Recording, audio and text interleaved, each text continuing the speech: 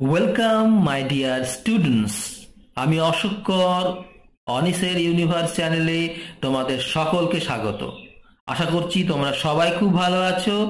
আজকের ভিডিওতে class 5-এর lesson 1-এর activity 3, activity 4 আমরা বাংলায় মানে বলে সলভ করব।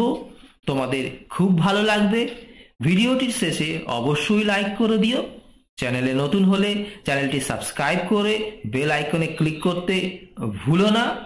এর আগে আমরা লেসন 1-এর পার্ট 1 পার্ট 2 বাংলায় ধরে ধরে মানে বলে দিয়েছি।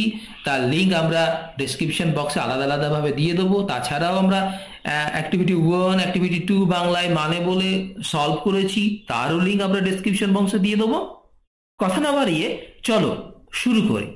দেখো তো অ্যাক্টিভিটি 3-তে কি দেওয়া আছে। Let's complete the following sentences. নিম্নলিখিত বাক্যগুলিকে সম্পূর্ণ করো with information from the text. পাঠ্যাংশ থেকে তথ্য নিয়ে।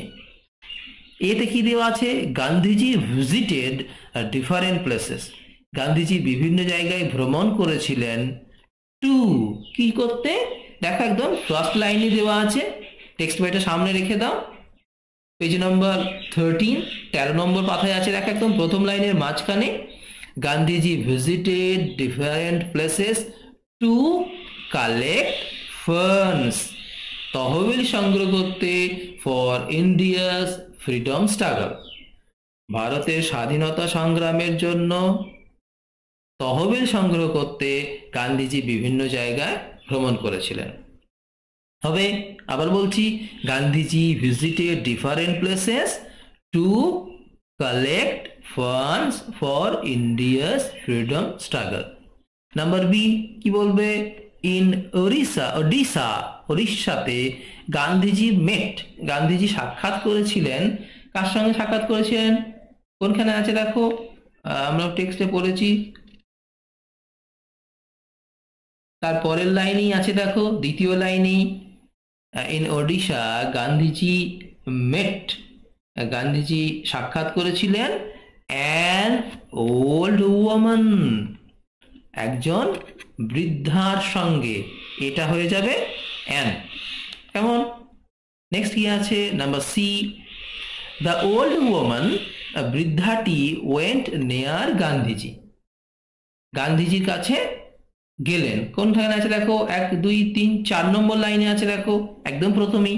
The old woman went near Gandhiji and এবং টাচড হিজ ফিট, তার পা স্পর্শ করলেন। Okay. Number D, Jamnalal asked Gandhiji, Jamnalal গান্ধীজিকে বললেন ফর, কিসের কথা বললেন, for the funds, for the coin, কয়েনের কথা বললেন। কি লিখবে, কয়েনই লিখবে, for the coin. Jamnalal asked Gandhiji for the coin, গান্ধীজিকে ওই মুদ্রাটির কথা বললেন। নেক্সট হয়েছে অ্যাক্টিভিটি 3 হয়ে গেল। অ্যাক্টিভিটি 4 দেখো। Let's write T for true statements and F for false statement. Okay? কি লিখবে, সত্য ট্রু স্টেটমেন্টের জন্য টি লিখবে, আর ফলস মিথ্যা হলে এফ লিখবে। এতে কি দেওয়া আছে, Gandhiji never visited any place. Gandhiji কখনোই কোনো জায়গা ভ্রমণ করেননি, তাই কি না? Gandhiji visited different places, Gandhiji বিভিন্ন জায়গায় ভ্রমণ করেছিলেন, তাহলে এটা কি হবে, ফলস হবে। Number B, the woman from Odisha wore a new sari. ওড়িশার মহিলাটি একটা নতুন শাড়ি পরেছিলেন না, এটাও নয়। কি হবে, কি ছিল, আর শাড়ি ওয়াজ টর্ন, তার শাড়িটা ছেঁড়া ছিল, সুতরাং এটা false. Number C, Gandhiji got a coin from the old woman. Gandhiji বৃদ্ধার কাছ থেকে একটি মুদ্রা পেয়েছিলেন। হ্যাঁ, মহিলাটি একটা মুদ্রা দিয়েছিলেন, বুঝছো, দেন সি গেভ হিম কয়েন, তাহলে কি হবে, এটা ট্রু, সত্য। Number D, Jamnalal collected the coin from Gandhiji, Jamnalal গান্ধীজির কাছ থেকে মুদ্রাটি সংগ্রহ করলেন, তাই কি? না, সংগ্রহ করেননি, দেননি গান্ধীজি। ওই যে he asked Gandhiji for the coin, তিনি গান্ধীজিকে মুদ্রাটি কথা বললেন, বাট গান্ধীজি রিফিউজড, গান্ধীজি প্রত্যাখ্যান করলেন। তাহলে কি হবে? Jamnalal collected the coin from Gandhiji, Jamnalal গান্ধীজির কাছ থেকে মুদ্রাটি সংগ্রহ করলেন। ভুল, একেবারেই ভুল, হবে না এটা। ওকে, আজ এই পর্যন্ত।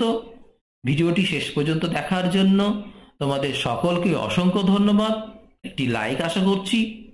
পরবর্তী ভিডিওতে আমরা আবার পার্ট 3 টেক্সটটির প্রত্যেকটা লাইন, প্রত্যেকটি শব্দ ধরে ধরে বাংলা মানে নিয়ে আমরা আসছি। তোমরা সবাই খুব ভালো থেকো, যাও ভালো করে পড়াটা তৈরি করে নাও। ওকে, বাই।